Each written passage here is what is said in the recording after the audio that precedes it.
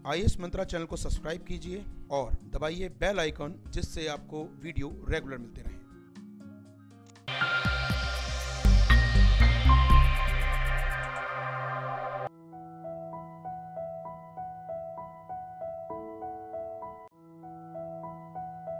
Mission रक्षा ज्ञान शक्ति, जी हां, मिशन रक्षा ज्ञान शक्ति को लॉन्च किया है रक्षा मंत्रालय के अंतर्गत आने वाले DGQA गुणवत्ता आश्वासन महानिदेशालय, director general of quality assurance ने।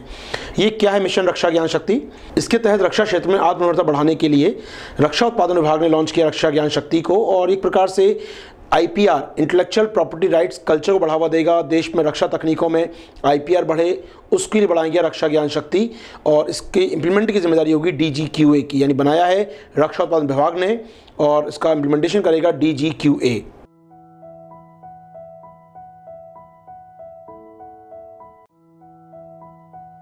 परिवहन क्षेत्र में हाल में किए गए सुधारों से मिला है ट्रांसपोर्टरों को लाभ और कम हुआ है पॉल्यूशन। ये कहना है देश के परिवहन मंत्री का। परिवहन मंत्री के मुताबिक देश में जो हाल में बदलाव किए गए हैं ट्रांसपोर्टर्स के लिए, जैसे ट्रकों के एक्सल का बोझ बढ़ाया गया है, उनके व्यावसायिक वाहनों फिटनेस की जांच की जरूरत में बदलाव किया गया है।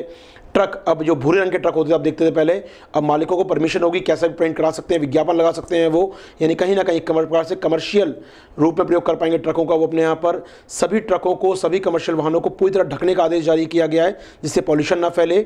और नए वाहनों में, नए कमर्शियल वाहनों में फास्टैग, एक प्रकार का FASTag electronic toll collector machine ETC लगाना अनिवार्य कर दिया गया है। फास्टैग सरकारी फास्टैग है, जिसको जारी किया NHAI ने। तो पांचों बदलाव किए गए हैं कमर्शियल वाहनों में, जिससे ट्रांसपोर्टर की लागत आसान होगी और उसके लिए कहीं ना कहीं कमर्शियल लाभ कमाना फायदेमंद होगा, पॉल्यूशन भी देश में कम हो पाएगा। देखिए मंत्री साहब ने क्या कहा है, 5 पॉइंट आराम सुनिएगा, उनका यूज आ रहे हैं वो अपनी भाषा में, कैसे इसका फायदा होगा। प्रधानमंत्री नरेंद्र भाई मोदी के नेतृत्व में हमने रोड इंफ्रास्ट्रक्चर तो बहुत आगे बढ़ाया है, उसके साथ हर साल 2 से 2.5 करोड़ नए व्हीकल ऑन रोड पर आते हैं, रजिस्ट्रेशन होते हैं। उसको कंट्रोल करने के लिए हमने ट्रांसपोर्ट सेक्टर में भी कई नए इनिशिएटिव लिए हैं, और इस इनिशिएटिव से पोल्यूशन कम हुआ है, कंजेशन कम हुआ है और गति भी बढ़ी है। पहला रिफॉर्म है, हमने एक्सेल लोड 20 से 25% बढ़ाया है।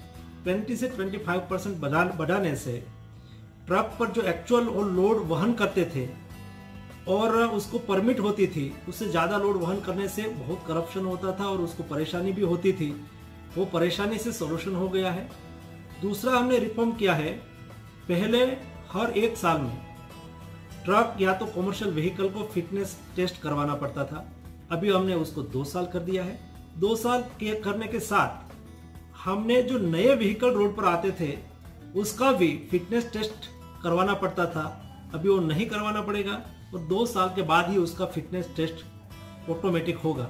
और तीसरा हमने रिफॉर्म किया है, जब रोड पर ट्रक होते थे उसका कलर को डिसाइड किया गया था। एक कलर को डिसाइड होने से दूसरा कलर लगा नहीं सकते थे, और आज हमने वो कलर कोड से फ्री कर दिया है। कोई भी ट्रक ओनर चाहे तब वो वहाँ एडवर्टाइज भी लगा सकते हैं, उस पर अर्निंग भी कर सकते हैं। इस दृष्टि से हमने वो फ्री कर दिया है। नया कॉमर्शियल व्हीकल को प्रोक्योर करते हैं, परचेज करते हैं, खरीदते हैं, वैसी स्थिति में फास्टैग कंपनी से ही लगा हुआ आएगा, और कंपनी से लगा हुआ आने से उसको केवल चार्ज ही करना होगा। उससे टोल प्लाजा पर सुविधा हो जाएगी, कंडक्टर को अपने जेब में पैसे रखने की आवश्यकता नहीं होगी। इस दृष्टि से सुविधा हो जाएगी। लास्ट में, पहले जो ट्रक में कार्गो हैंडलिंग होते थे, कार्गो मूव होते थे, वो ओपन होते थे और उससे पोल्यूशन भी होता था, और आज वो कंपलसरी कवर कर दिया है। इसलिए कोई भी ट्रक में कोई भी कार्गो जाएगा उसको कवर करके ही जाना है, इसलिए रोड पर पोल्यूशन नहीं होगा। इस दृष्टि से हमने ट्रांसपोर्ट सेक्टर में जो रिफॉर्म किया है, इस रिफॉर्म से पोल्यूशन कम हुआ है, कंजेशन कम हुआ है, ट्रैफिक कम हुआ है, स्पीड बढ़ी है, और भविष्य में ऐसा ही ट्रांसफॉर्मेशन हम करते रहेंगे जो देश में ट्रांसपोर्ट सेक्टर को आगे बढ़ाएगा।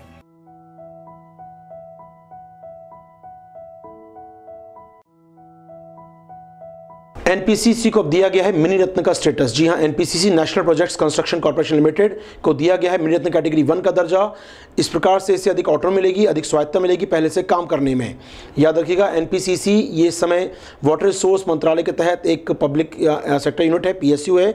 इसे दिया गया मिनी रत्न 1 का दर्जा, जिससे कहीं ना कहीं इसके बोर्ड ऑफ डायरेक्टर के बाद अधिक शक्तियां होंगी, वो ज़्यादा बेहतर फैसले ले पाएंगे। याद रखिएगा, देश में मिनी रत्न स्टेटस उन कंपनियों को दिया जाता है जो पिछले 3 साल से लगातार लाभ कमा रही हों और जिनकी शुद्ध संपदा नेटवर्थ पॉजिटिव हो, यानी कि उनके पास संपत्ति ज़्यादा हो, उनकी लायबिलिटीज़ कम हो।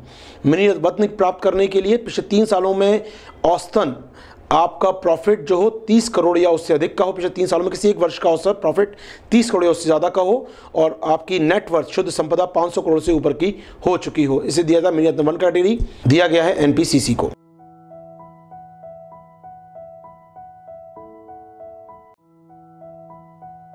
अगली खबर जुड़ी है भारत चीन के व्यापार से। चीन ने परमिशन दी है भारतीय मछली के मीट और फिश ऑयल को एक्सपोर्ट करने की। भारत से चीन जाएगा ये। अब भारत को चीन में ज़्यादा बाजार में जगह मिलेगी, मार्केट एक्सेस मिलेगी। हमारे यहाँ से काफ़ी बड़े स्केल पर अब कृषि उत्पाद जा रहे हैं चीन के देश में। हमने पिछले कुछ दिन पढ़ा था, सोयाबीन जा रहा है भारत से, मिल्क प्रोड्यूसन की बात हो रही है, चाय की बात हुई है, कृषि उत्पाद जैसे कि सब्जियाँ, तंबाकू, फल हमारे यहाँ से जा रहे हैं।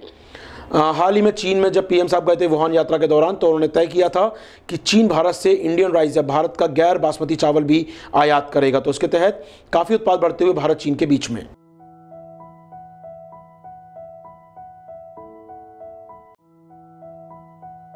अरविंद सक्सेना को चुना गया है यूपीएससी का नया चेयरमैन। यूपीएससी यानी संघ लोक सेवा आयोग, इसके चेयरमैन होंगे अरविंद सक्सेना जी। ये 1978 के बैच के इंडियन पोस्टल सर्विस के अधिकारी हैं और 2015 से यूपीएससी के एज ए मेंबर जुड़े हुए हैं।